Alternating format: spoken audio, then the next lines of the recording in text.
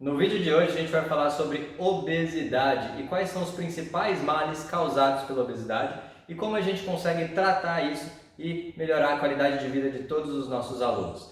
E se você ainda não é inscrito no canal, já se inscreva aqui no nosso canal do YouTube, Instituto Corpo e Movimento. Se você é profissional de educação física, clique no link da descrição para acessar o nosso canal no Telegram e ter acesso a conteúdos e artigos exclusivos. Pessoal, quando falamos sobre obesidade, ou escutamos falar sobre obesidade, temos que levar em consideração não apenas uma alteração da composição corporal. Aquele indivíduo, aquela mulher, aquele homem está acima do peso, está com a circunferência acima do que é aceitável, levando em consideração a faixa etária dele, com um percentual de gordura acima do que é recomendado para ele, segundo as orientações do Colégio Americano, segundo as orientações do American College e Organização Mundial da Saúde.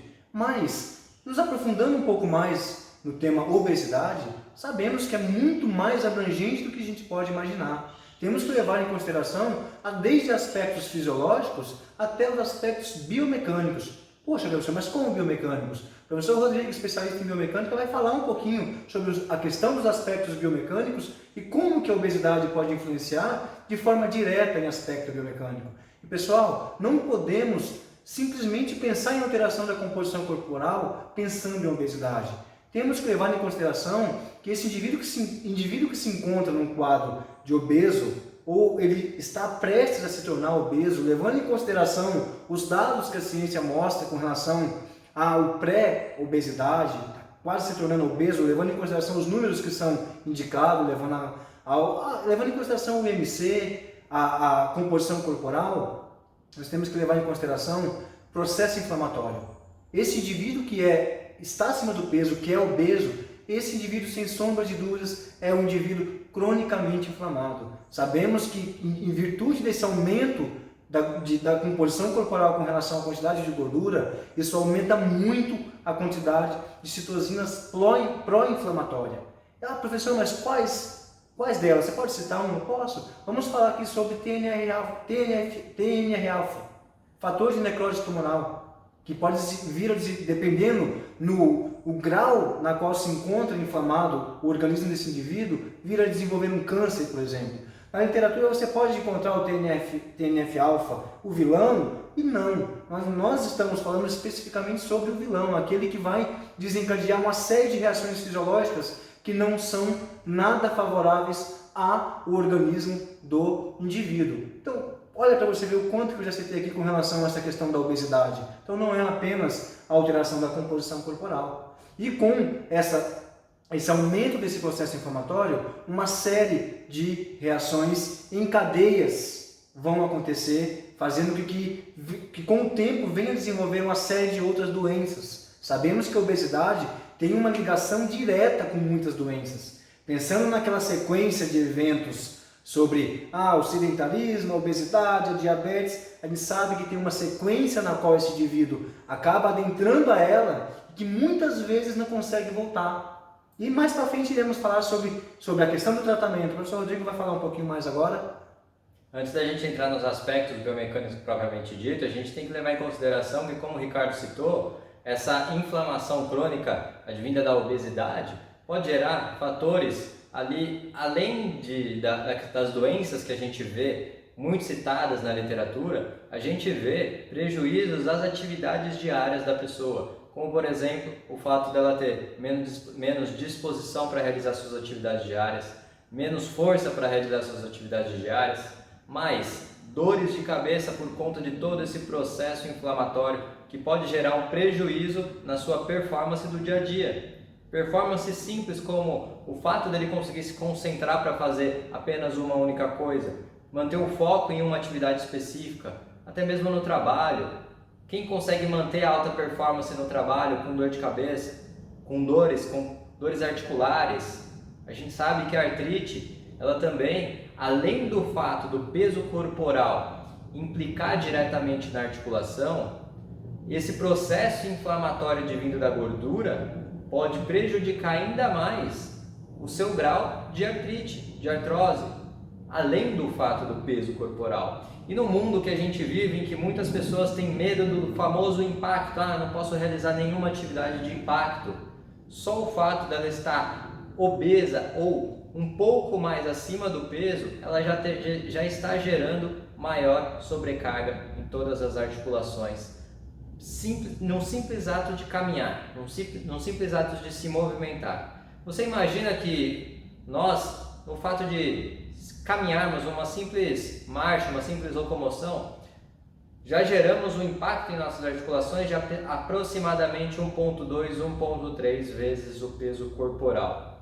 Se você está no seu peso adequado, você vai produzir esse impacto de 1,2 a 1,3 vezes o peso corporal. Só que você pensa, se você está acima do peso ou em quadro de obesidade, você vai gerar esse aumento de 1,2 a 1,3 vezes o peso corporal, só que você está muito acima do seu peso. Você está com uma quantidade de peso no qual a sua estrutura não está preparada para carregar. E aí que vem as lesões, aí que vem as dores, aí que vem toda a sequência que a gente já citou, todo o processo inflamatório, gerando maior dor, gerando maior desgaste articular, e esse sobrepeso, essa obesidade só vai gerar cada vez maiores prejuízos. E hoje a gente vem com números bem alarmantes. A gente sabe que 1 a cada 3 crianças estão acima do peso aqui no Brasil. E é uma situação muito alarmante, porque a gente sabe que criança obesa é um futuro adulto obeso não saudável. Pessoal, então observem que não é apenas a alteração da composição corporal. E pensando em doenças crônico-degenerativas, vamos pensar numa sequência muito difícil de ser revertido, como eu mencionei nos minutos anteriores do vídeo, com relação ao diabetes, com relação à hipertensão e automaticamente uma doença coronariana. A gente pensando nos indivíduos cardiopatas, professor, mas essa cardiopatia ela pode ser influenciada por fatores hereditários? Sim, mas sabemos muito bem que pode ser influenciada por essa sequência de doenças, de patologias que vão se somando até fazer com que esse indivíduo se torne um indivíduo cardiopata. E pessoal, é muito comum a gente ouvir, a gente pensar na questão do tratamento. Qual é o primeiro tratamento?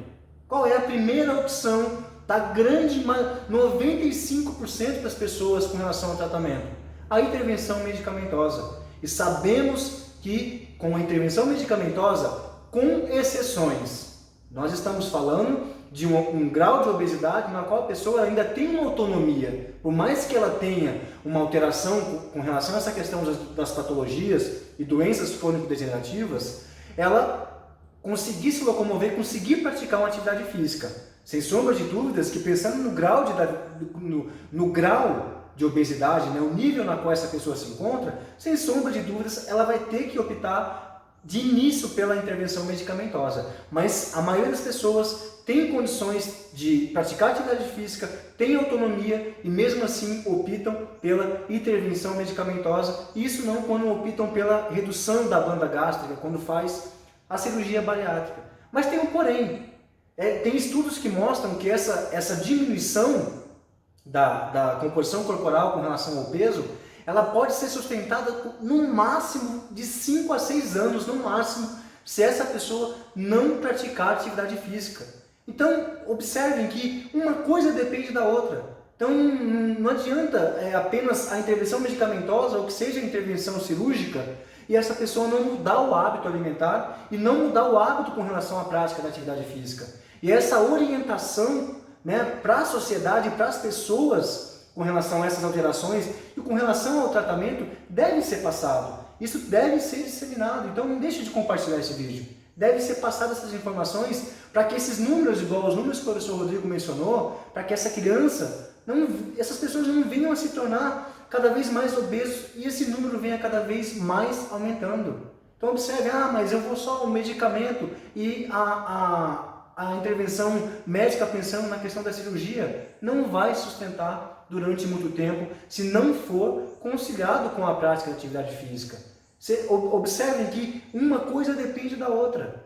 E sabemos que a gente pensar na intervenção não medicamentosa, que não tem nenhum efeito colateral, é a prática da atividade física. Por isso nós defendemos isso de forma convicta, que praticar atividade física vai fazer com que melhore de forma gritante ali, pensando em aspectos biomecânicos e aspectos fisiológicos ali, pensando nessa diminuição do processo inflamatório, alterando a composição corporal, aumentando o índice de massa corpórea pensando em massa magra. Então observem que existe ali alguns meios na qual esse indivíduo pode optar pensando em tratamento, mas se comparado e pensando um ao outro e pensando na eficiência, o treinamento de força está disparado pensando em efeitos colaterais, que não tem efeitos colaterais, e pensando na eficiência, pensando nessa manutenção desse gasto calórico. Então, galera, guardem isso e transmita isso para o aluno de vocês. São informações extremamente relevantes. Obesidade não é apenas a alteração do IMC, a alteração da composição corporal.